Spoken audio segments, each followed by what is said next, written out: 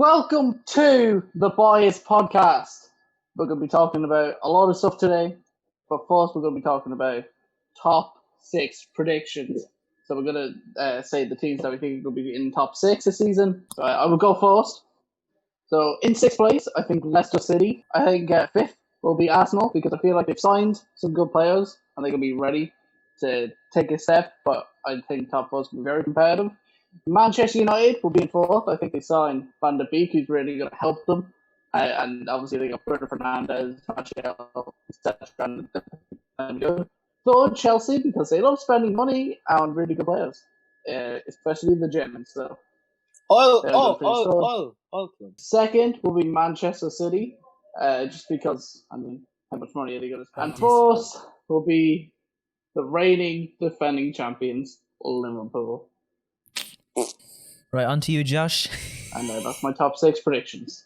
I think sixth. I think it's going to be Wolves. I think since they've come up from the Championship, they've been a steady team, like mid-table. So I think they'll qualify for Europe hopefully this season. Then I think in fifth place, I think Arsenal signed a good few players. Obviously, many players you signed.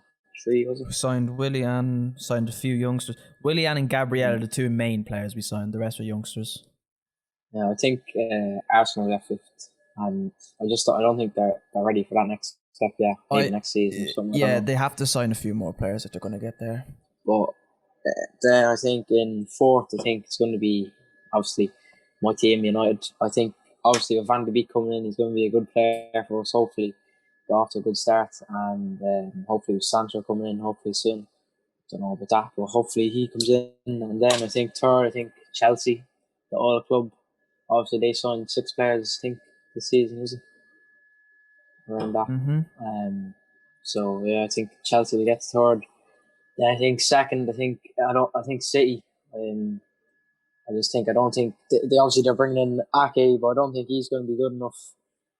Like obviously he's a good player, but I just don't think they're apparently close to getting a deal done with Koulibaly though.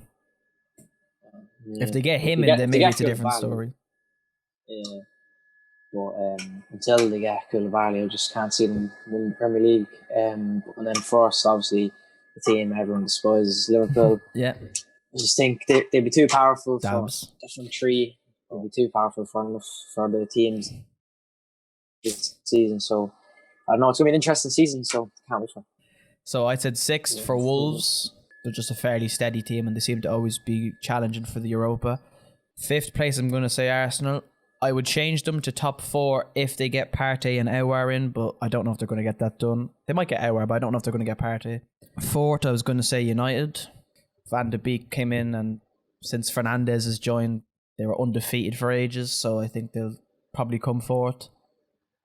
In third place, I think Liverpool are going to come. I think they're going to drop down from last season because they haven't been in great form at all. I think second is going to be Chelsea because of all the new signings, and then I think first is going to be City if they bring in Koulibaly. Because Liverpool have been in shit form. They couldn't even beat a fucking second Arsenal team in the Community Shield. But when I say Liverpool's coming third, I don't mean they're going to be like 10 points behind City. Like I feel like the top 3, there's going to be like 2 or 3 points between them. Oh, okay. Right. So Mark, who do you think is going to be relegated? So relegation this season, it's very difficult, I think, to predict. I think West Brom is going to finish 20th this season. I don't think the squad's good enough. And 19th, maybe a little bit, could be a little bit wrong here, but Fulham, same situation. I don't think the squad's Premier League material. I think it's more Championship. And 18th, they held on to it this year somehow, but next season they won't. Aston Villa. Jack Grealish is going to get them relegated this season. Let's go. Fuck you, Jack Grealish. All right, so I agree with Mark's bottom 2. I think West Brom, they're just not good enough. They're simply just gone. Fulham's defence is still terrible like it was when they were previously in the Premier League. They still have like Mitrovic up front, who could save them from relegation, and I'd like to see him stay in the Premier League, but I don't think Fulham are going to stay in the Premier League. Yeah. But I was originally thinking Aston Villa, but now it's hard because apparently they have signed Martinez from Arsenal, and if he's in their goal, he could be the difference between staying up and going down. I'd say Brighton or Aston Villa, but if Aston Villa are getting Martinez in goal, I'm going to say Brighton. Fuck you, Mopey. All right, what do you think, Josh? Who is your bottom Right, three to get relegated? Mine's kind of similar to yours, Mark. I think 20th. I think Fulham. I think they're no way in any way Premier League standard. They'll just get trashed. I think. Then I think 19th will be Aston Villa. Don't think they have any chance. 5 and they absolutely scabbed it. An off the goal clearance last season, so I don't think don't think they're staying up this season. I don't think Jack Grealish will be able to keep them up. And then I think 18th, I think West Brom, same again with Fulham. I don't think they're Premier League proven. Every time they come up, they go down. So hopefully history repeats itself. So on the relegation tree, we've all almost agreed the entire tree, except I think that Aston Villa might stay up if they get Martinez, which they've pretty much, he's almost confirmed.